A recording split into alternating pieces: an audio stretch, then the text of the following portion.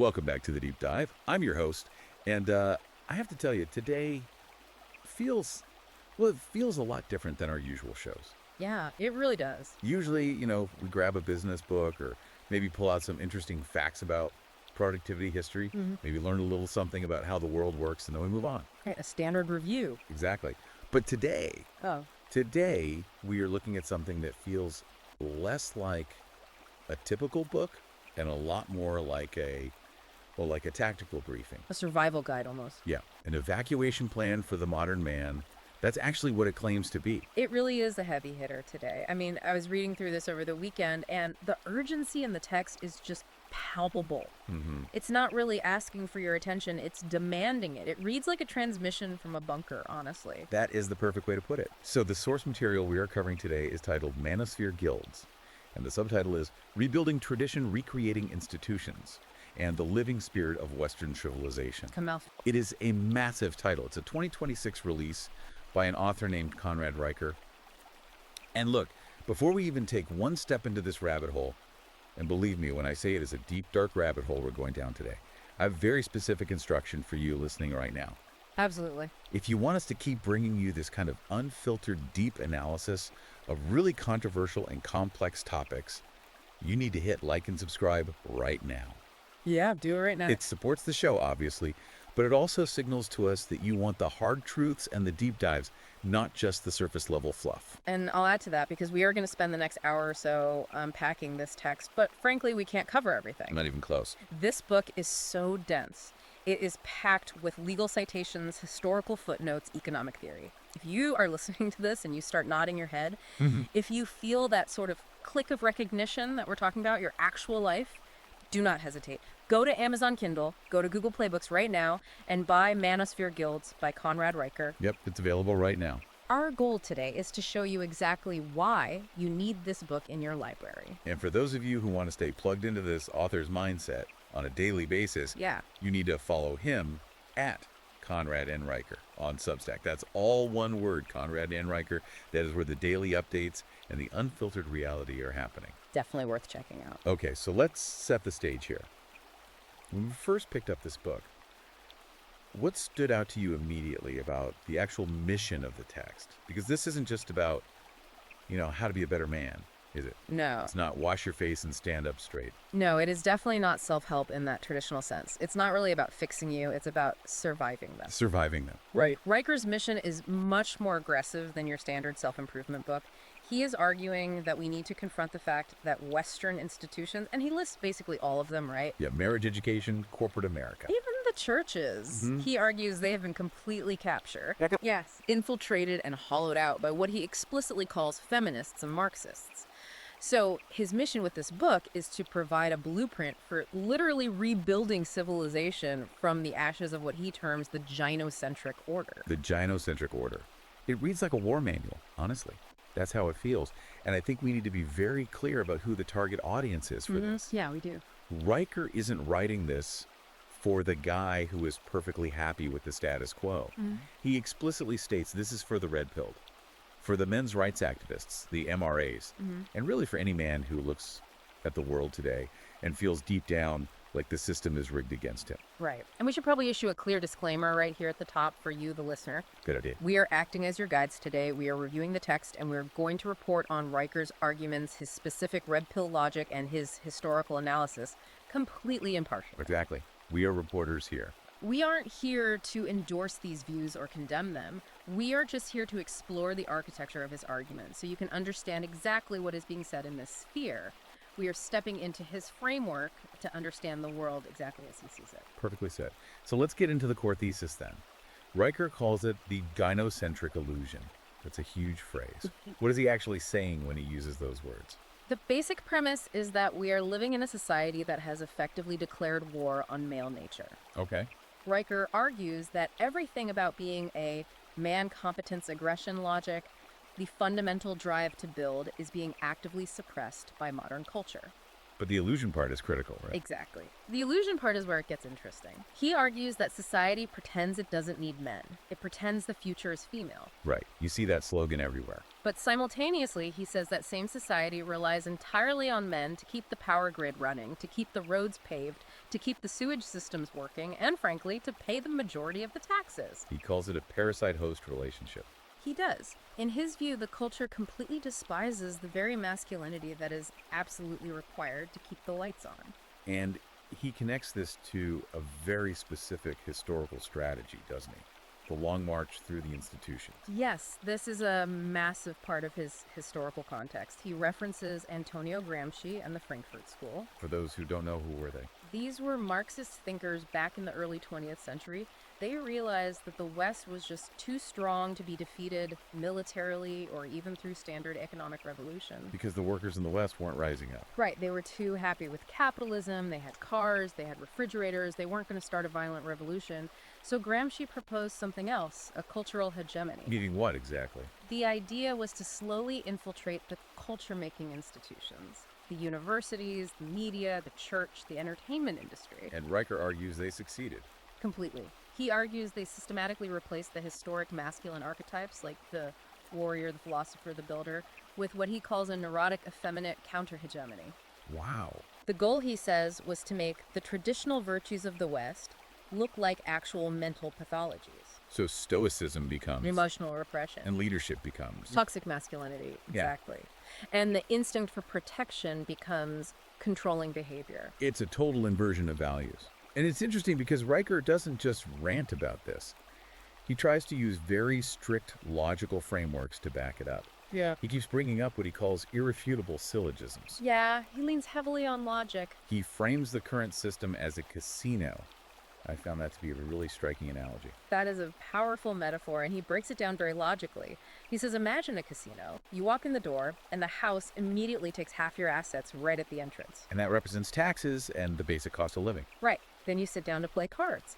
But the rules of the card game change while you are playing, depending entirely on how the dealer feels that day. The shifting cultural rules. Exactly. And if you dare to complain about the rules, changing security throws you out and they keep your chips. Which is cancel culture, or being fired by HR. Spot on. So he uses Aristotelian logic to argue that playing in this casino, meaning participating in the current societal system, getting married, climbing the corporate ladder, is mathematically irrational. It's a losing bet. It is a guaranteed losing bet over a long enough timeline. A rational actor, he argues, would simply leave the casino. So let's get into the diagnosis. This is part one of our deep dive, where we look at exactly how these institutions were captured, according to the book. Yes. And he starts right at the root with the education system. Yeah, chapter 5. He calls it the indoctrination machine. He really pulls no punches here. He argues that the university system has entirely shifted from its original purpose. Which was the pursuit of truth. Right. Well, the medieval concept of the university. Exactly. From the pursuit of objective truth to what he calls political sentimentality, he actually refers to modern higher education as a lobotomy. A lobotomy. I mean, that is incredibly strong language. Then he means it quite literally in a spiritual and intellectual sense. How so? He argues that by systematically removing the Western canon, by taking Aristotle, Aquinas, John Locke, the Stoics completely off the syllabus and replacing them with what he broadly terms grievance studies, we have effectively severed Generation Z from the logos. And by logos, he means logic, reason, the word. Yes, the fundamental ordering principle of reality. Riker argues that these young men are entering the adult world without the basic ability to think critically. They don't have the tools. Right. He says they can feel, they can be offended very easily, but they literally cannot construct a valid syllogism. They cannot trace simple cause and effect. There is this one satirical example he uses in the book that really highlights this perfectly. Oh, the gardening one? Yeah. He contrasts a university course on queer theory in 18th century gardening, which sounds like a total joke, but he actually footnotes very similar real courses that exist. He contrasts taking that course with the inability of a modern college graduate to understand a basic logical mathematical proof. It creates a generation of what he bluntly calls useful idiots. Educated into sheer incompetence. And the real tragedy, according to Riker's analysis, is that these young men feel completely empty. They feel this massive void inside. Because they know something is wrong. But because the vocabulary of virtue, of honor, of strength has been officially classified as hate speech by these institutions, they literally don't have the words to describe what they are missing. That's haunting. They are suffering from a sickness they aren't even allowed to name. Exactly. So they leave this education system, right? This indoctrination machine, and they go into the workforce. And this is where we get to corporate America, or as Riker titles this specific chapter, corporate castration. This section definitely resonated with a lot of the online discourse we see every day. Oh, for sure. Riker argues that the HR Department Human Resources has basically morphed into the primary enforcement arm of this woke ideology. He calls HR officers diversity priestesses. Diversity priestesses who murder meritocracy. That is the exact quote. It's very visceral language. It paints a picture. The core argument here is that in a sane, rational world, a business only cares about one thing: profit and competence. Right. Can you do the job? Does the code you wrote actually work? Is the bridge you designed going to stay up? But Riker says that under the current HR tyranny, the priority has completely shifted to identity politics. Actual competence is now secondary to fulfilling diversity quotas. And he brings up the James Damore case here to prove his point. He does, and it's a pivotal example for him. For those listening who might not remember, James Damore was that Google engineer a few years back who wrote an internal memo. Right, very polite, heavily researched memo. Yes, suggesting that biological differences, things like natural personality traits or inherent interests, might actually explain why there are fewer women in highly technical software engineering roles. He wasn't being hateful at all. He was literally citing peer-reviewed psychological studies. And he was fired immediately. Instantly. Riker cites this specific event as the smoking gun, that logic itself is now treated as a microaggression. Because Damore tried to use reason and biology and data. And the corporate system responded with total excommunication. It proves, in Riker's view, that you simply cannot reason with these institutions anymore. You cannot debate them. Because they don't operate on logic. Exactly. They operate on strict religious dogma, not scientific inquiry. But there's another angle to this corporate section that I found really fascinating. Riker argues that this corporate system isn't just a nightmare for men. He says it's actually a massive trap for women, too. Yes, he talks about the meat grinder. The meat grinder. Tell me about that. This is a purely economic argument against modern feminism that Riker lays out. He argues that feminism didn't actually liberate women at all. It simply enslaved them to the corporate machine instead of the home. How does he justify that economically? He says, look at the macroeconomics of it. By actively pushing all women into the full-time workforce, you effectively doubled the available labor supply in a single generation. And basic supply and demand kicks in. Right. Basic economics dictates that when the supply of a commodity doubles, the price of that commodity drops significantly. So what happened? Real wages stagnated. Because labor was suddenly cheap. Exactly. And now, as a direct result, two people absolutely have to work full-time just to afford the exact same middle-class lifestyle that one single working man used to provide in the 1950s or 60s. And he argues this dynamic fundamentally destroys the traditional family. Right. He says women are just turned into replaceable economic cogs. The corporate system actively penalizes family formation. Because a mother is less profitable. Exactly. The corporation demands you answer emails at 9 p.m. rather than raising your children. It views pregnancy as a massive inconvenience to the quarterly bottom line. Riker argues this whole thing was essentially a brilliant trick played by elite capital to drastically lower wages and artificially inflate the tax base. Wow. And the ultimate result for men in this environment. They are simply opting out. Riker points to massive cultural phenomena like the Great Resignation in the West or the Tongping movement in China. Tangping. That translates to lying flat, right? Right, lying flat, doing the bare minimum. Men are looking at the deal society is offering them. Which is what? Work 60 hours a week, pay incredibly high taxes, get passed over for a promotion by a less qualified diversity hire, and then apologize for your sheer existence as a man. That's a bad deal. It's a terrible deal. Yeah. And they are saying no. They are outright refusing to generate GDP for a system that actively hates them. It's like a strike. A silent, decentralized general strike. Exactly what it is. Okay, let's move to part 2. The trap. This is where the book gets intensely personal for a lot of guys. We are talking about marriage, divorce, and the legal system. Riker flat out calls modern marriage the marriage scam.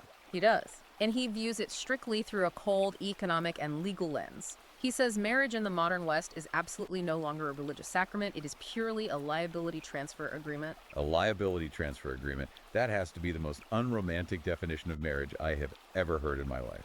It's brutal, but look at his underlying logic. He poses a question to the reader. He says, if you are asked to sign a business contract, where the other party can break that contract at any time for absolutely any reason. Which is no-fault divorce. Right. And not only can they break it, but they will actually be financially rewarded for breaking it through mandatory alimony and the splitting of your assets. Would you ever sign that business contract? Absolutely not. You'd be fired by your own company for signing a contract that bad. Exactly. Yet men sign it every single day.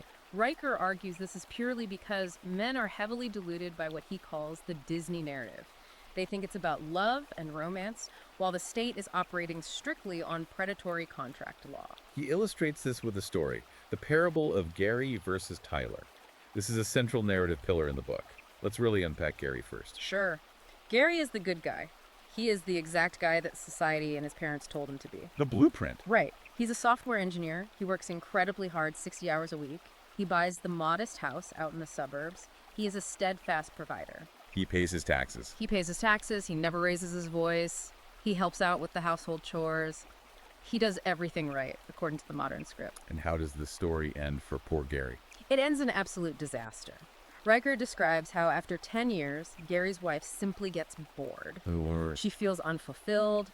The surrounding culture, the media, her friends tell her she deserves more. She deserves to go find herself. So she files for divorce. A no-fault divorce. And because Gary was the primary earner, he gets legally decimated. He loses the house he paid for.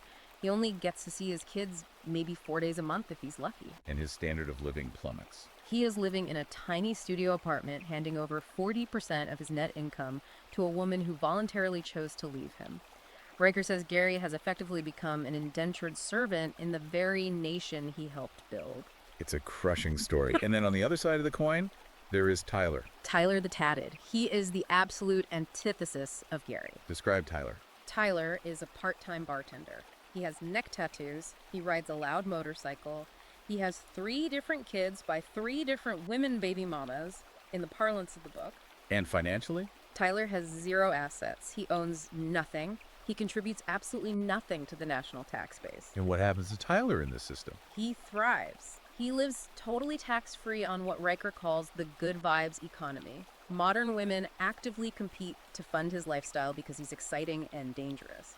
And the kids? The state, via Gary's tax dollars, happily picks up the tab for Tyler's children through the welfare system. Unbelievable. Riker's cold analysis here is that the modern state actively subsidizes the cad and ruthlessly punishes the provider.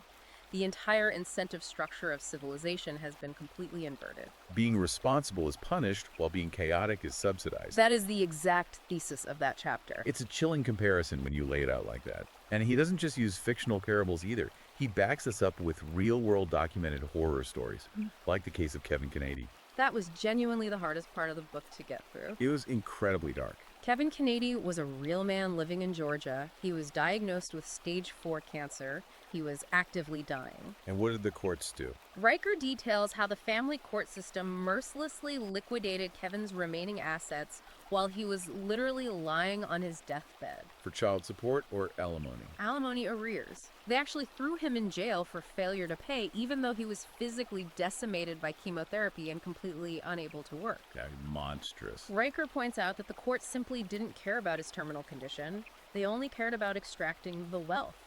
He calls the family court system a wealth extraction racket. A machine that cannot feel pity. Exactly. It's an algorithm designed to consume male resources. And the numbers, the statistical reality shows that men are finally reacting to this on a mass scale. Marriage rates are completely collapsing. The stats he pulls are undeniable. The marriage rate has dropped from 72% of adults in 1960 down to roughly 50% today. And for Gen Z? Riker projects it will hit 30% or lower for Generation Z. 30%. Yeah. That's a societal collapse. And he refuses to call it a fear of commitment, which is what the media usually says. He calls it a market correction. A market correction. Yes. He rejects the mainstream idea that men are just Peter Pans who don't want to grow up. He says men are deeply rational actors. They are simply playing not to lose. We've seen Gary. Exactly. They have looked at the divorce statistics, they have looked at the completely biased laws, and they have rationally decided that the only winning move in this game is not to play. It's logical self-defense. Precisely. You don't walk into a burning building. Right. Which leads us perfectly into part 3, the cultural assault. We've talked about the laws and the corporate jobs, but Riker spends a lot of time on the air we breathe every day, the culture, the media biology. He actually calls modern pop culture a psychochemical toxin. He really believes that every major movie, every single television commercial, every sitcom is carefully designed to neuter male ambition and confidence. Give me an example of what he means. Think about almost any commercial you see today. The father is invariably portrayed as this bumbling, well-meaning idiot who can't even figure out how to load the dishwasher properly. Oh, totally. And the wife. The woman is always the hyper-competent hero who rolls her eyes and saves the day. Riker says this is absolutely not an accident. It's deliberate. He argues it is subtle, long-term psychological warfare designed to constantly lower the status of men in their own eyes and in the eyes of their children. Wow. He also brings up the Pence rule in this section. And this is interesting to me because usually the Pence rule, which is former Vice President Mike Pence refusing to dine alone with any woman who isn't his wife, is usually mocked by the mainstream as this bizarre religious fundamentalism. Right, the media laughed at him for it. But Riker reframes it entirely. He reframes it as a strictly logical survival tactic. How so? In the current era of Me Too and the Believe All Women mandate, Riker argues that a man's entire career, his reputation, his life can be ended overnight by a single, uncorroborated accusation. There's no due process. Exactly. There is zero due process in the court of public opinion. Therefore, refusing to be alone in a room with a female colleague isn't about sex or temptation at all. It's about liability. It is pure corporate liability management. It's about ensuring there are always reliable witnesses present, so you cannot be falsely accused. Riker calls it a totally necessary defensive shield for any prominent or successful man. It's just risk mitigation, plain and simple. That's all it is. He also talks about the digital panopticon. What does he mean by that? This is his theory about big tech. The idea that social media algorithms are specifically designed to isolate dissident thinkers. So if you have these red pill thoughts, The algorithm actively tries to hide them. It shadow bans the creators or deletes the accounts entirely. to make you feel crazy. Yes, it wants you to feel like you are the absolute only person in the world who sees that the emperor has no clothes. It's psychological isolation. But Riker points out the actual numbers don't match that isolation. Not at all. He notes that the broader manosphere across all the podcasts, YouTube channels, and forums has well over 100 million monthly active listeners. 100 million. The isolation is a digital trick. You aren't alone. You are actually part of a massive silent majority that is just actively being censored. Now we really have to touch on the section about abortion. Riker titles this The Abortion Catastrophe. And he focuses on an angle that the mainstream media literally never ever talks about. The profound effect on men. Yes. He calls this a silent, hidden epidemic. He cites clinical data claiming that up to 40% of the male partners of women who have abortions suffer from severe PTSD, clinical depression, or profound lingering guilt. 40%. I mean, Yeah. that is a massive, staggering number that you just never hear discussed anywhere. Never, because it completely contradicts the narrative. Riker's argument here is deeply rooted in evolutionary biology. Break that down. He says men are fundamentally biologically wired to protect their progeny. That is the core primal male drive to secure and protect the bloodline. Right. So when the state and the culture aggressively tell a man, you have absolutely no legal or moral say in this. This is her body, her choice. And the man is forced to stand by and watch his potential child be erased. It breaks something in him. It causes immense spiritual trauma. Riker explicitly calls it psychological castration. It completely breaks the man's spirit because it violently denies his most primary biological protective function. He gets very intense about the specific language used around this topic, too. He calls it linguistic gymnastics. Sorcery against logos is his exact phrase. Sorcery against logos. He points out how the system constantly changes biological definitions based purely on convenience and intent. Right. If the mother wants the pregnancy, it's a baby. And you listen to the heartbeat. But if the exact same pregnancy is unwanted, Suddenly, it is medically downgraded to a mere clump of cells. It's completely subjective biology. Riker argues that this deliberate fluidity of language is a political tool used to mask a brutal reality. It's a direct attack on objective truth itself. And the ultimate victims of this entire cultural and linguistic assault are Gen Z, the youngest generation of men. Riker calls them the lost tribe. He paints a very bleak picture of them. He describes these young men as basically atoms floating in a void. Completely disconnected. Yes, they are severed from God, they are severed from their national history, and perhaps most importantly, they are largely severed from their own fathers due to divorce rates. And what fills that void? They are being aggressively dopamine farmed by TikTok algorithms, extreme video games, and pornography. He talks about the God-shaped hole. He does. Riker argues that human beings have a deep innate need for transcendence. We inherently need to believe in a project or a power bigger than ourselves. So if you remove religion... If you surgically remove God from the culture, you don't magically get a perfectly rational, secular utopia. What do you get? You get a generation that desperately fills that massive void with radical identity politics, extreme victimhood, and political tribalism. And the mental health results are catastrophic. Riker links this spiritual vacuum directly to the absolutely skyrocketing suicide and depression rates among young men. He says they are literally starving for meaning, for telos, a grand purpose, and modern culture only offers them mindless consumerism. So we've basically diagnosed the illness here, and it is terminal, according to Riker's analysis. The system is rigged, the culture is hostile, the institutions are completely rotten. It's bad. So what on earth do we do? Which brings us finally to part 4, the solution, the rational exit, and the creation of the guilds. Right. The first step he outlines is purely philosophical. He calls it strategic disengagement. The burning building metaphor again. Don't try to fix the roof of a burning building. Exactly. He tells his readers to stop voting harder, stop organizing petitions, stop complaining to the HR manager. Because it's pointless. The system is doing exactly what it was designed by its current owners to do. Yeah. You cannot reform a machine that is functioning as intended. Yeah. You must simply walk away and let it inevitably collapse under its own massive weight. He uses this specific example of a guy named Marcus to illustrate this. Marcus is basically the hero of this book in a weird way. Yeah, Marcus is what Riker calls the sovereign man. Tell me about Marcus. Marcus is a high-level software engineer who got absolutely destroyed in the family court system. He lost everything. But instead of falling into despair or addiction, he made a radical choice. He bought a van. He bought a Mercedes Sprinter van. He installed an array of solar panels on the roof, and he just hit the road. Van life. But not like the Instagram influencer version. No, not as a hipster aesthetic trend. He did it as a highly calculated strategic withdrawal from society. Marcus lives a minimalist crypto lifestyle. How does that work functionally? He uses Starlink for untraceable satellite internet. He only takes freelance coding jobs where he can get paid directly in Bitcoin. So he's off the fiat grid. Completely. Wow. And because he doesn't own real estate, he refuses to pay local property taxes. Riker frames this lifestyle not as homelessness, but as going galt. Ah, an Ayn Rand reference. Withdrawing your extreme productivity from the parasitic machine. Precisely. Marcus is no longer a tax donkey carrying the dead weight of the bloated state on his back. He is finally free. But look, Riker isn't just suggesting that millions of men should all go live alone in vans in the desert. Right. He actually wants to build new, robust institutions. Yes. This is where we get to the title of the book, the Manosphere Guilds. He wants to recreate the medieval guild system. He does. He calls them corporations of the soul. Okay, how are they actually structured, though? What's the mechanics? They are built entirely on decentralized new technology to completely bypass the old corrupt gatekeepers. The first pillar is Bitcoin and crypto. Why is that so central? Riker views government fiat currency as the ultimate tool of control. He calls inflation the hidden tax that steals men's labor.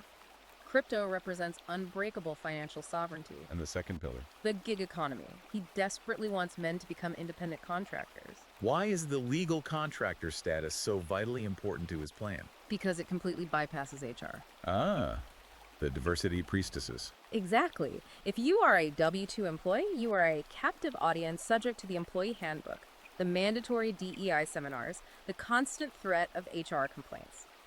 Riker says a W-2 employee is a domesticated animal. But a contractor? If you are a 1099 contractor, you are essentially a business-to-business vendor.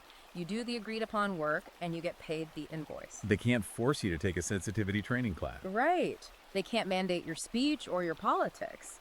Riker calls the independent contractor a wolf and the corporate employee a sheep. And to organize these wolves, he suggests using DAOs. Decentralized autonomous organizations. These are digital groups run entirely on blockchain technology rather than a corporate board. And he talks about smart contracts here too. Yes. Imagine a legally binding contract that absolutely doesn't need a human judge to enforce it.